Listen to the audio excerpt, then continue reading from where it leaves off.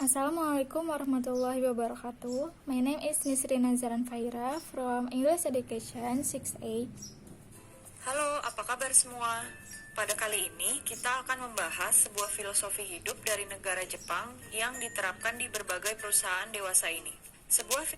Hello, how are you? In this video, we will discuss a philosophy of life from Japan that is applied in various companies today. Filosofi hidup tersebut dinamakan Kaizen. A philosophy is called Kaizen. Kai berarti sebuah tindakan atau perubahan untuk memperbaiki, dan Zen adalah baik. Kai means an action or change to improve, and Zen is good. Kaizen pada awalnya merupakan sebuah cara hidup bagi rakyat Jepang yang menekankan bahwa di dalam aspek pekerjaan, di dalam relasi sosial, atau kehidupan pribadi kita, pantas untuk terus-menerus menjadi lebih baik. Kaizen was originally a way of life for Japanese people who emphasized that in the aspect of work, in social relations, or personal life, we must continue to be better. Pada dewasa ini, filosofi Kaizen sendiri diterapkan di dalam sebuah organisasi sebagai sebuah prinsip untuk terus berkembang. Prinsip di dalam At this time, the philosophy of Kaizen is applied in an organization as a principle to continue to develop. Sebuah organisasi ini biasa disebut sebagai continuous improvement. The principle in an organization is called continuous improvement. Mungkin teman-teman yang bergelut di bidang organisasi sudah familiar dengan istilah ini. Maybe you guys who are struggling in the organizational field are familiar with this.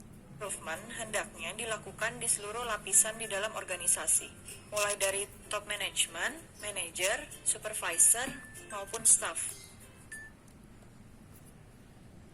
Continuous improvement should be done by all levels in the organization, starting from top management, managers, supervisors, and staff.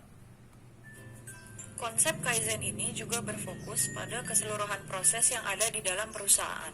Apabila terjadi suatu masalah di dalam organisasi, maka sangat dimungkinkan terjadi kesalahan dalam proses, bukan pada SDM di dalamnya.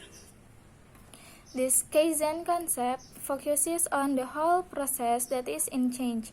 If a problem occurs in an organization, it is very possible that error occurs in the process, not on human resources. Proses Kaizen merupakan tanggung jawab dari seluruh SDM di dalam perusahaan. Secara keseluruhan, Kaizen dimengerti sebagai sebuah filosofi manajemen yang memaksa standar yang lebih tinggi di semua level organisasi dan mendorong perbaikan yang terus-menerus dalam keseluruhan proses.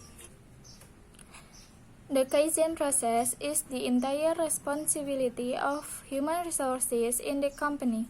Overall, Kaizen is understood to be a management philosophy that forces higher standards at all levels of the organization and encourages continuous improvement in the process. Terdapat 3 pilar di dalam konsep Kaizen. Pertama, there are 3 pillars in the Kaizen concepts. Pertama adalah housekeeping atau pembenahan. Pilar pertama menekankan bahwa organisasi dianggap sebagai sebuah tempat di mana seluruh proses berawal.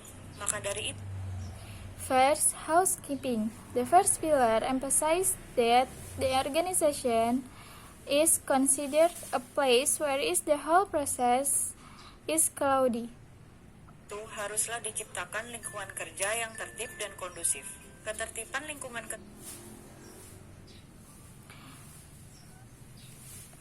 and therefore it must be created in an orderly and conducive work environment. Kerja ini diwujudkan dengan menjalankan sebuah metode, yaitu metode 5R. 5R. The need for this work environment is realized by running a method, namely the 5R. Merupakan singkatan dari ringkas, rapih, resik, rawat, dan rajin. Yang 5R method, which stands for concise, neat, clean, keep, and diligent. Dua adalah pilar eliminasi waste pada keseluruhan proses yang membuat ketidakefektifan sebuah proses. Second, waste elimination in the whole process that makes the process ineffective.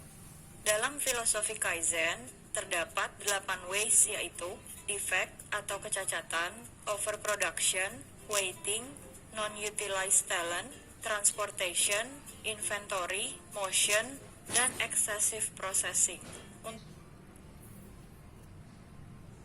In the Kaizen philosophy, there are 8 wastes, namely defect, overproduction, waiting, non-utilizing talent, transportation, inventory, and processing extensibility. Untuk lebih detailnya, Anda bisa menemukan di video-video kami yang lain. For more details, you can find in our other videos. Selain itu, pilar ketiga adalah standarisasi dalam penerapan proses, yaitu In addition, the third pillar is the standardization of the application process. dengan metode plan, do, check, act, atau biasa disingkat sebagai PDCA. Metode ini digunakan Namely, the plan, do, check, and act method or what can be called PDCA. agar evaluasi penerapan proses bisa dilakukan lebih sistematis, terukur, dan lebih mudah dalam memonitornya.